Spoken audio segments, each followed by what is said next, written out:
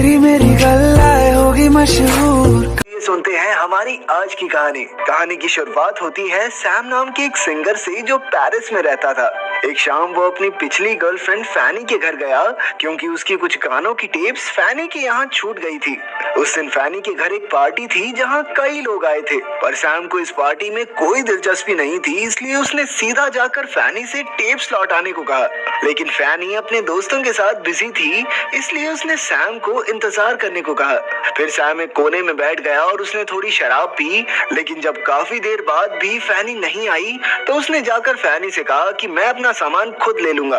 फैनी ने बताया कि तुम्हारी टेप्स हॉल के आखिर में जो ऑफिस है ना, उसमें रखी हैं। सैम उस कमरे की ओर बढ़ा, लेकिन नशे की हालत में वो एक आदमी से टकरा गया। खैर कमरे में पहुंचकर उसने टेप्स ढूंढी, पर तभी उसे एहसास हुआ कि उसकी नाक से खून बह रहा था। उसने तुरंत दरवाजा बंद किया और लेटकर आराम करने लगा।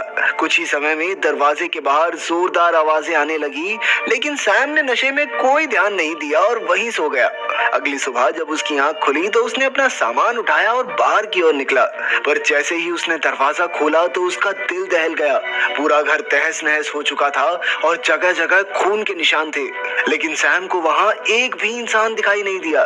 फिर वो निचले माले पर गया तो उसने देखा कि फैनी और बाकी कुछ लोग रातों रात ज़ॉम्बीज़ में बदल गए थे।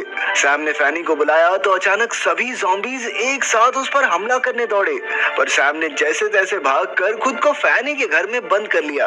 उसे समझ नहीं आ रहा था कि आखिर ये सब हो क्या रहा है। तभी उसकी नजर सामने वाली बिल्डिंग पर गई जहां से कुछ लोग भागने की कोशिश कर रहे थे, लेकिन कुछ ही पलों में ज़ॉम्बीज़ ने उन्हें घेर लिया और बड़ी बेरहमी से मार डाला। ये सब देखकर सैम काफी डर गया और उसे समझ आया कि इस घर के बाहर निकलना मौत के मुंह में जाने के बराबर है। आखिरकार उसने घर की सफाई शुरू की और फर्श पर लगे खून के दाग धब्बे साफ किए, पर तभी अचानक एक जोरदार धमाके से जमीन हिलने लगी।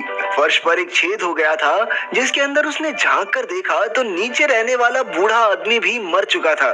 सैम जानना चाहता था कि आखिर ये माजरा क्या है, इसलिए वो एक पाइप के जरिए छेद को बड़ा करके नीचे पहुंचा। उसने देखा कि इस आदमी की पत्नी भी एक ज़ॉम्बी बन चुकी थी, जिसे उसने रस्सियों से बांध रखा था। खैर फिर सैम ने घर में मौजूद सारा राशन इकट्ठा किया और सुरक्षा के लिए उस बूढ़े आदमी की बंदूक भी ले ली। जल्द ही उसने सभी कमरों से काम का सामान उठाया और फिर इस माले में मौजूद सभी घरों की तलाशी ली। इसके बाद वो लिफ्ट से फैनी के घर जाने लगा, लेकिन लिफ्ट में एक बूढ़ा ज़ॉम्बी पहले से मौजूद था। सैम को उससे कोई खास खतरा महसूस नहीं हुआ, इसलिए उसने उसे मारा नहीं, लेकिन दरवाजे पर अपनी बेल्ट बांध दी ताकि ज़ॉम्बी बाहर ना आ सके। इसके बाद हम देखते हैं कि हजारों ज़ॉम्बीज़ ने पूरे पेरिस पर कब्जा कर लिया था।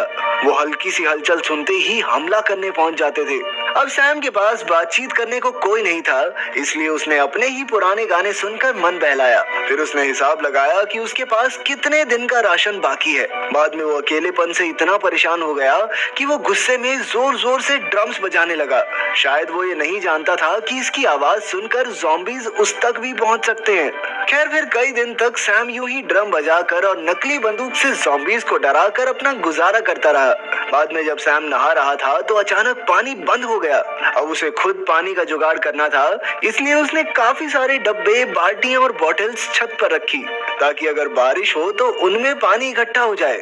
फिर रात को जब वो सो रहा था तो उसने एक भयानक सपना देखा जिसमें ज़ॉम्बीज़ उसके कमरे में घुसकर उसे मारने ही वाले थे, और तभी अचानक उसकी आंख खुल गई।